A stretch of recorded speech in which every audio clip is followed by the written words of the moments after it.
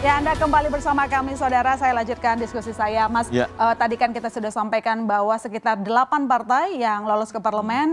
Kalau kita gabung dengan errornya mungkin 9 begitu. Dan dari jumlah potensi yang lolos itu baru sekitar 60-an% ya, suara yang masuk. Jadi kita masih akan terus berjalan pergerakannya sampai 100% nanti begitu. Tetapi yang menarik yang ingin saya tanyakan di sini adalah soal perolehan suara per wilayah, Mas.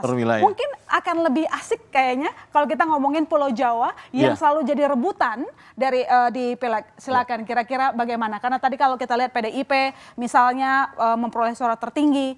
Tapi kalau lihat di sini juga PDIP masih di Jawa Tengah ya. Jadi kalau kita lihat sampel kita sebenarnya tidak cukup representatif untuk mengatakan atau membahas provinsi di luar Jawa. Tapi kalau khusus Jawa bisa kita lihat misalnya di 5 provinsi ya, karena DIY bisa kita gabung ke Jawa Tengah. Jadi Jawa Tengah ini memang masih mendominasi adalah Partai Demokrasi Indonesia Perjuangan, PDIP.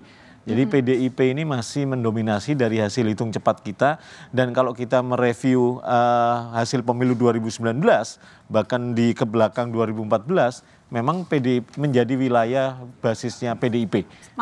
Masih konsisten. Hal yang sama juga kita temukan di Jawa Timur gitu ya.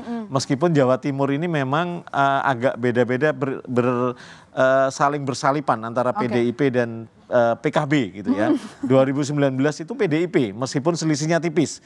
Nah, untuk 2024 ini dengan sampling sampel data sampel yang masuk baru 60%-an, kita lihat PKB menjadi mendominasi dari partai yang lain untuk Jawa Timur. Hal yang sama sebenarnya yang relatif konsisten juga di Jawa Barat ya. Jawa Barat kalau kita lihat ini sampai 60% data masuk Gerindra yang mendominasi.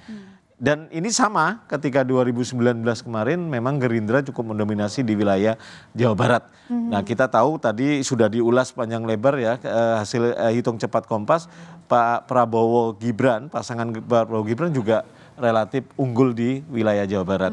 Sementara di wilayah Banten ini kita tahu juga menjadi basisnya Partai Golkar. Ya, kita data ini sebenarnya juga konsisten juga di pemilu 2019, Golkar juga relatif lebih unggul di wilayah itu. Basis-basis pemilih Golkar memang ada di Banten gitu ya. Nah, artinya Jawa ini masih menggambarkan konfigurasi di pemilu 2019. Nah, itu yang Jawa ya. Sementara yang karena sampel kita tidak cukup kuat untuk kita membahas provinsi di luar Jawa, kita bagi untuk Sumatera ini Sumatera bagian utara dan Sumatera bagian selatan.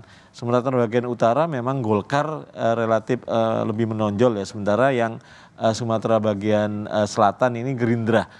Kalimantan masih Golkar, sementara dari Sulawesi Nasdem. Nah, ini cukup karena data masih 60% ya, persebarannya juga masih belum begitu proporsional. Nasdem cukup terlihat mendominasi untuk sementara, dan wilayah Bali, Nusa Tenggara PDIP, dan wilayah Papua memang PDIP. Itu secara umum gugus pulau, tapi secara khusus tadi kita bahas bahwa memang Jawa ini konfigurasinya sudah cukup terlihat bahwa partai-partai yang sebelumnya mendominasi di pemilu 2019 relatif mampu mempertahankan penguasaannya di wilayah itu paling tidak dari hasil hitung cepat ini. Artinya relasi pemilih presiden dengan legislatif apakah ada hubungannya? Mungkin sekali lagi kita tegaskan, kita coba di Jawa saja dulu karena itu yang kita capture begitu. Apakah begitu, Mas? Jadi memang ada korelasi antara pilihan, tidak semua partai ya mengalami straight voting gitu ya, memilih partai dan memilih capres yang didukung partainya sama gitu ya. Tapi ada juga potensi split voting ya, seperti di PDIP kita tahu Pak Ganjar dan Pak Mahfud, pasangan Ganjar Mahfud di hasil hitung cepat kita di wilayah Jawa Tengah relatif masih di bawah Pak Prabowo Gibran. Padahal partai pengusungnya PDIP ini relatif masih mendominasi. Nah, itu.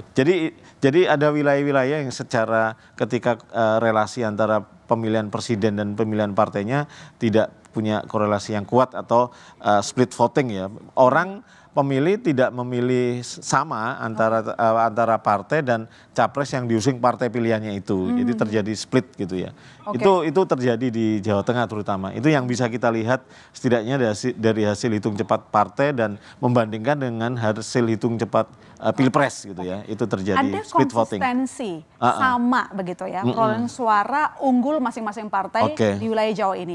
Tapi Mas, meski memang mereka unggul, konsisten unggul, tetapi apakah ada pergeseran angka? Maksudnya misalnya di Jawa Tengah sekarang sekian, tapi ternyata di 2019 maupun 2014 justru lebih tinggi begitu. Mungkin bisa kita jelaskan melalui pemilu sebelumnya ya. Nah, kita lihat memang kalau tadi secara konfigurasi relatif sama, tapi secara angka sebenarnya ada pergeseran sedikit lah ya. Misalnya kita sedikit saja. Misalnya tadi PDIP itu kan 17 di hasil hitung cepat kita.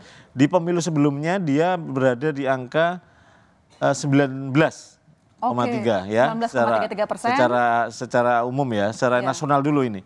Kemudian kita contoh yang lain adalah PKB.